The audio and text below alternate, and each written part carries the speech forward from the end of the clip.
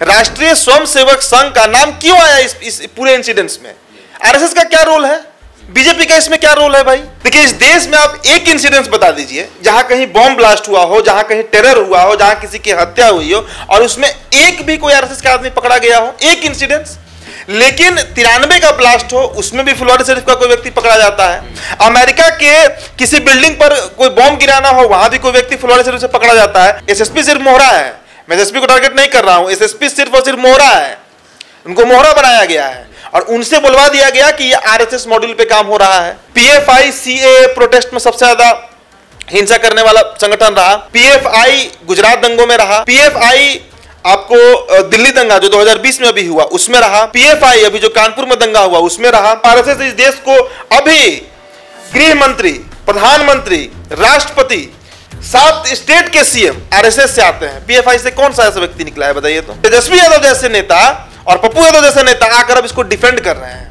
तेजस्वी यादव एक बार भी बोले हैं कि अगर वो 2 लोग पकड़े गए हैं तो उनसे हार्ड इंक्वायरी हो, उनसे कड़ी पूछताछ हो और इस मामले के तह तक जाना होगा। बस इफ्तार में वो टोपी पहन के जाना है और उन लोगों को मूर्ख बना देना है वोट के लिए, सिर्फ मूर्ख बनाना है। सिर्फ मूर्ख बनाते हैं ताकि उनका, अब भाई पढ़ लिख जाएगा तो सवाल करेगा ना सरकार से। 1.5% जो मुस्लिम महिला है वही ग्रेजुएट हो पाती हैं, क्यों भाई? इसके लिए कौन जिम्मेदार है?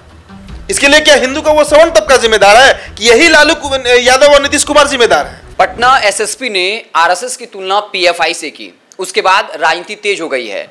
आरजेडी जो है वो कह रही है कि आरएसएस देश के लिए खतरनाक है। हम पार्टी जो है वो आरएसएस के खिलाफ उतर आई है, बीजेपी के खिलाफ उतर आई है। वहीं जेडीयू के मंत्री ने साफ तौर पे कह दिया, चाहे उपेंद्र कुशवाहा हो, अशोक चौधरी हो, कि सिर्फ बोल देने से कार्रवाई नहीं होती है, यानी वो पटना एसएसपी पर कार्रवाई नहीं करेंगे।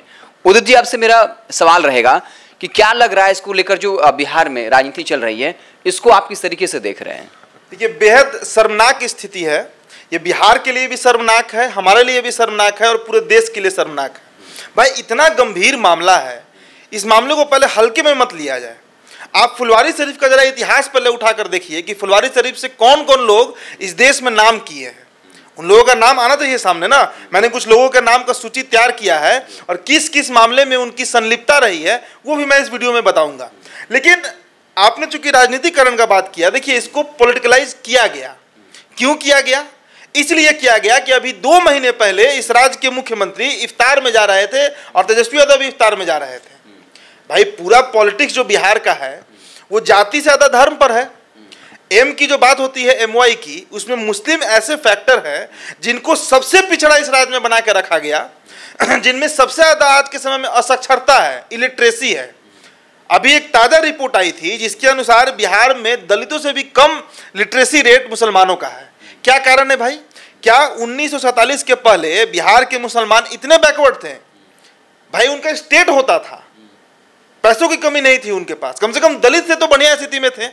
तो आज पिछले 70-72 सालों में इस राज्य की सरकार ने क्या किया कि वो मुसलमान आज मुश्किल से, सोचिए ना, रिपोर्ट कहता है इस बात को कि 1.5% ऑफ द मुस्लिम वुमेन, 1.5% जो मुस्लिम महिला है वही ग्रेजुएट हो पाती हैं, क्यों भाई? इसके लिए कौन जिम्मेदार है? इसके लिए क्या हिंदू का वो सवर्ण तबका जिम्मेदार है कि यही लालू यादव और नीतीश कुमार जिम्मेदार है? और सिर्फ उनके वोट के लिए इतनी मतलब निचले स्तर की राजनीति अभी बिहार में हो रही है। ये जो 2 लोग पकड़े गए, 3 गिरफ्तारी हुई है। आप सोचिए कि ये तीनों क्या कर रहे थे। वहां पर रेंट का लिए हुए हैं मकान और उसमें बजाते पीएफआई। और पीएफआई के बारे में क्या है भाई? पीएफआई क्या है? पीएफआई क्या करती है? पॉपुलर फ्रंट ऑफ इंडिया, जो एक पार्टी कहती है खुद को राजनीतिक पार्टी, इसके द्वारा जो एक पीडीएफ प्राप्त हुआ है 7 पन्ने का, उस 7 पन्ने में क्या क्या लिखा हुआ है ये विवादित हो जाएगा अगर मैं बोलूँ तो, इसलिए आप अगर उसको पढ़ सकते हैं तो पढ़ लीजिएगा। 2047 तक भारत में गजवा हिंद का इनका अपना एक एजेंडा है और उसके लिए क्रमशः किस किस महीने और किस किस साल क्या काम करना है वो पूरा रोड मैप तैयार किया गया है। ये कोई छोटा मामला नहीं है 2022, 23 या 24 का। 2047 मतलब आज़ादी के 100 साल जब पूरे होंगे तो इनका मानना है, जो पीएफआई में बैठे हुए लोग हैं उनका मानना है कि जो 100 साल का हिंदू शासन है इस देश में उसको खत्म करना है। भाई, इस देश का राष्ट्रपति मुसलमान हो चुका है, उपराष्ट्रपति मुसलमान हो चुका है, कितने स्टेट के डीजीपी मुसलमान हो चुके हैं, कितने लेखक, कवि, एक से एक लोग हुए हैं इस देश में। तो भाई, कहां हिंदू शासन दिख रहा है? कहां हमारे संविधान में, कॉन्स्टिट्यूशन में हिंदू शब्द का इस्तेमाल किया गया है?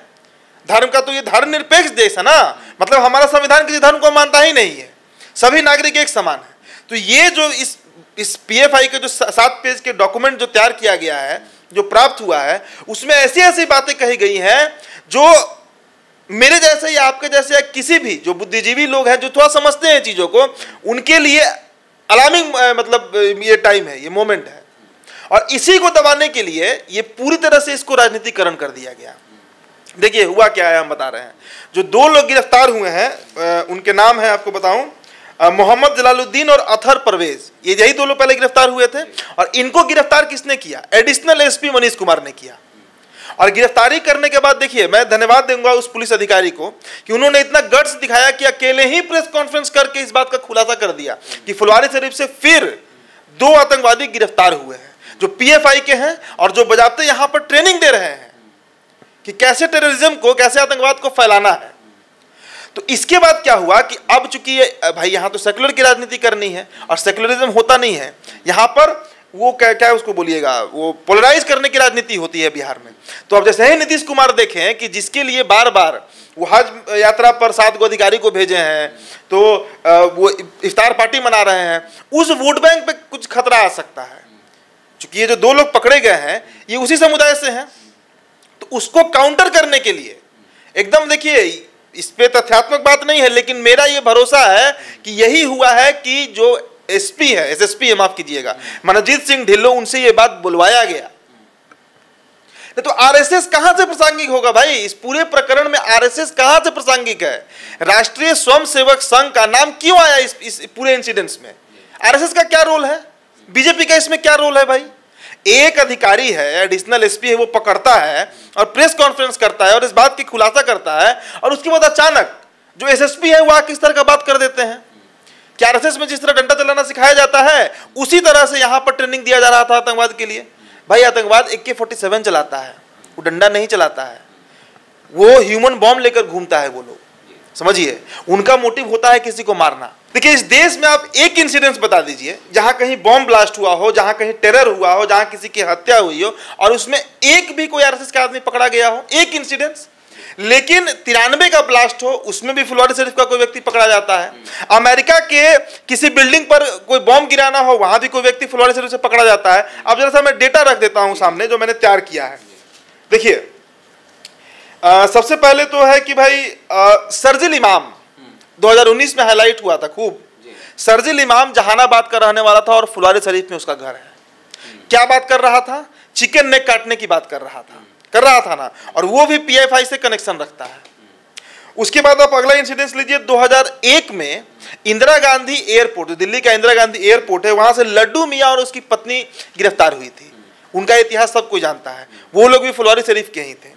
गोधरा कांड जो हुआ इस देश में 2002 में, उसका मुख्य अभियुक्त जिसे कोर्ट ने, सबसे बड़े कोर्ट ने इस देश के, जिसे मुख्य अभियुक्त पकड़ा गया, बताया गया, जिसे सजा भी हुई, उसका नाम हसीब रजा है। और हसीब रजा का भी जो घर है वो पटना के फुलवारी शरीफ में ही है। अगला नाम आप ले लीजिए, समीर सरवर उर्फ पीर बाबा। इनकी अमेरिका दूतावास उड़ाने की साजिश थी। सूडान कनेक्शन इनका बताया जा रहा था, उसामा बिन लादेन के एक करीबी बताए जा रहे थे। और ये कहाँ के रहने वाले हैं? तो ये भी फुलवारी शरीफ के रहने वाले हैं। तो फुलवारी शरीफ का ट्रैक रिकॉर्ड कोई बहुत अच्छा नहीं रहा है। इसलिए अगर ये 2 लोग पकड़े गए, मोहम्मद जलालुद्दीन और अथर परवेज, तो कोई चौंकने वाली बात नहीं है। हो सकता है कि इनकी इन्वॉल्वमेंट होगी, ये गजवा हंद की बात कर रहे होंगे, ये बरगला रहे होंगे अपने समुदाय को, अपने समाज को, कि हम पर अत्याचार हो रहा है, हम पर ये हो रहा है, हम पर वो हो रहा है, इसलिए हम एक रिएक्शन देंगे। आपको याद होगा शर्जिल इमाम का मैंने वो स्टेटमेंट पढ़ा था, दैनिक जागरण में छपा था और तमाम अखबारों में छपा था। शर्जिल इमाम का कहना था कि क्या हम मुसलमान एक बार में इस देश के 500 शहरों का चक्का जाम नहीं कर सकते हैं? क्या हमारी इतनी भी हैसियत नहीं है? तो ये प्लानिंग चलता है, समझिए इस चीज को। और ये जब सामने आया, अब ये 2 लोग जो पकड़े गए हैं, इन्होंने 26 लोगों का नाम बताया है। इनका वैशाली कनेक्शन बताया जा रहा है, इनका दरभंगा कनेक्शन है। दरभंगा मॉडल सबको पता है, दरभंगा मॉडल पूरा बिहार, पूरा देश जानता है। तो आप सोचिए इस चीज को कि इसको दबाया कैसे जाए, इस मामले को राजनीतिकरण कैसे कर दिया जाए। तो चलो एक SSP है, SSP सिर्फ मोहरा है, मैं SSP को टारगेट नहीं कर रहा हूं, SSP सिर्फ और सिर्फ मोहरा है, उनको मोहरा बनाया गया है और उनसे बुलवा दिया गया कि ये RSS मॉड्यूल पे काम हो रहा है। भाई आरएसएस का इसमें कहाँ से सोचिए ना ये तर्क संगत है और ना न्याय संगत है कि दो अगर आतंकवादी पकड़े गए किसी भी धर्म से हो, उनका किसी संगठन से, और आरएसएस की जब ये बात करते हैं तो आरएसएस और पीएफआई की क्या तुलना है। पीएफआई सीएए प्रोटेस्ट में सबसे ज्यादा हिंसा करने वाला संगठन रहा, पीएफआई गुजरात दंगों में रहा, पीएफआई आपको दिल्ली दंगा जो 2020 में अभी हुआ उसमें रहा, पीएफआई अभी जो कानपुर में दंगा हुआ उसमें रहा, पीएफआई से ही कनेक्शन बताया गया जो उदयपुर में कौन थे वो हरीलाल कन्हैया लाल, माफ कीजिएगा कन्हैया लाल, उनका कनेक्शन बताया गया। और आरएसएस का अगर आप बात करते हैं तो आरएसएस इस देश को अभी गृह मंत्री, प्रधानमंत्री, राष्ट्रपति, 7 स्टेट के सीएम आरएसएस से आते हैं। पीएफआई से कौन सा ऐसा व्यक्ति निकला है बताइए तो। ये कनेक्शन ही देखिए, हम इस पर चर्चा भी कर रहे हैं, ये बेहद दुखद बात है, लेकिन हकीकत यही है कि इसको पॉलिटिकलाइज किया गया। और उससे भी ज्यादा दुखद क्या बात है कि तेजस्वी यादव जैसे नेता और पप्पू यादव जैसे नेता आकर अब इसको डिफेंड कर रहे हैं। तेजस्वी यादव एक बार भी बोले हैं कि अगर वो 2 लोग पकड़े गए हैं तो उनसे हार्ड इंक्वायरी हो, उनसे कड़ी पूछताछ हो और इस मामले के तह तक जाना होगा। भाई फुलवारी शरीफ जहां पर हम बैठे हैं यहां से महज 5-7 किलोमीटर की दूरी पर है, बहुत एम्स है, वहां पर डेंसली पॉपुलेटेड एरिया है। आए दिन खबर आता है कि दरभंगा में बॉम्ब बनाते हुए ब्लास्ट हो गया, बांका में कुकर फट गया, आता है ना खबर। क्या है ये सब खबरें? तो ये भी हैं कि जो बांग्लादेशी मुसलमान आकर दरभंगा और किशनगंज साइड रह रहे हैं उनको नमाज पढ़ने के लिए ये सरकार ढाका में जिस समय नमाज पढ़ाता है उसके लिए उन्हें समय देती है। तो इस तरह से जब आप तुष्टीकरण की राजनीति करिएगा तो किसी राज्य का, किसी मॉड्यूल का, किसी देश का विकास छोड़िए, विनाश होगा। आप उन्हें शिक्षित कर नहीं रहे हैं, शिक्षा के लिए आपके पास कोई नीति नहीं है। जब देश आजाद हुआ तो मैं ऑन रिकॉर्ड ही बात बता रहा हूं, जब देश आजाद हुआ तो सरकारी नौकरियों में सबसे अधिक अगर सहभागिता किसी 2 जाति या धर्म की थी तो हिंदुओं में कायस्थ की थी और उसके बाद धर्म में मुसलमानों की थी। सबसे अधिक सरकारी अधिकारी यही लोग होते थे। कायस्थ आज भी अपना मेंटेन किए हुए, बरकरार किए हुए हैं, और मुसलमान आज 1 से 2% तक पहुंच गए। कौन जिम्मेदार है इसके लिए? किसकी सत्ता थी केंद्र में और बिहार में? सरकार उनसे होना चाहिए, माफ कीजिएगा सवाल उनसे होना चाहिए। तो हर बात में आप आरएसएस को ले आइएगा। चूंकि अशिक्षित रखा गया, इसलिए अशिक्षित रखा गया उनको ताकि वो सवाल नहीं कर पाए। अब सोचिए कि ये स्थिति है आज के बिहार के और भारत की कि मुश्किल से 1.5% मुस्लिम महिलाएं ग्रेजुएशन कर पा रही हैं। कौन उनको शिक्षित रखता है? और हिजाब के लिए मूवमेंट करता है और उसमें भी पीएफआई सबसे अग्रणी भूमिका निभा रहा है। हिजाब मूवमेंट जो चल रहा है, ईरान में लड़कियां आज कहां से कहां निकल गई, सूडान में कहां से कहां निकल गया, सब पूरा दुनिया विकसित हो गया। यहां पर इन लोगों को अशिक्षित रखा गया, सरकारें रखी हैं कि अगर ये पढ़ जाएंगे तो ये सवाल करने लगेंगे, सवाल करेंगे ना सरकार से कि आप हमारे हकों के साथ क्या कर रहे हैं। इनकी स्थिति इतनी खराब है कि इनको ये भी नहीं पता होता है कि सरकारी योजना क्या है और नहीं है, उसका फायदा कहां से उठाएंगे। और उसके बाद अब इस तरह के 2-3 लोग पकड़े जाते हैं पीएफआई कनेक्शन के, तो उस बात को भी पॉलिटिकलाइज कर दिया जाता है। अशोक चौधरी आकर कुछ बोल देते हैं, हरिभूषण ठाकुर बचौल आकर कुछ बोल देते हैं, और पप्पू यादव आकर बोलते हैं कि नहीं एसपी सही बोले। और अब देखिए नया एंगल क्या दिया जा रहा है कि एसएसपी जो है मनोजीत सिंह ढिल्लो वो दलित है। अब दलितों के उत्पीड़न का मामला इसे जोड़ दिया गया, इसीलिए इस राज्य का भट्टा बैठा हुआ है बिहार का। यही कारण है। अगर यही मामला आज उत्तर प्रदेश में हुआ होता, राजस्थान तक में हुआ होता जहां पे कांग्रेस की सरकार है, तो उस पर जांच बैठती, एक्शन लिया जाता। लेकिन बिहार का ये दुर्भाग्य है कि यहां पर पिछले 30-32 सालों से जो सरकार, और उसके पहले भी आप कह लीजिए जो सरकारें यहां रही हैं, वो इसी तरह के तुष्टीकरण के चलते इस राज्य को आज पूरा दक्षिण बिहार में इतना सुखाड़ है कि किसान रो रहे हैं बैठकर। और पूरा आप देख लीजिए जाके मिथिलांचल और कोसी का क्षेत्र बह गया है, दह गया है।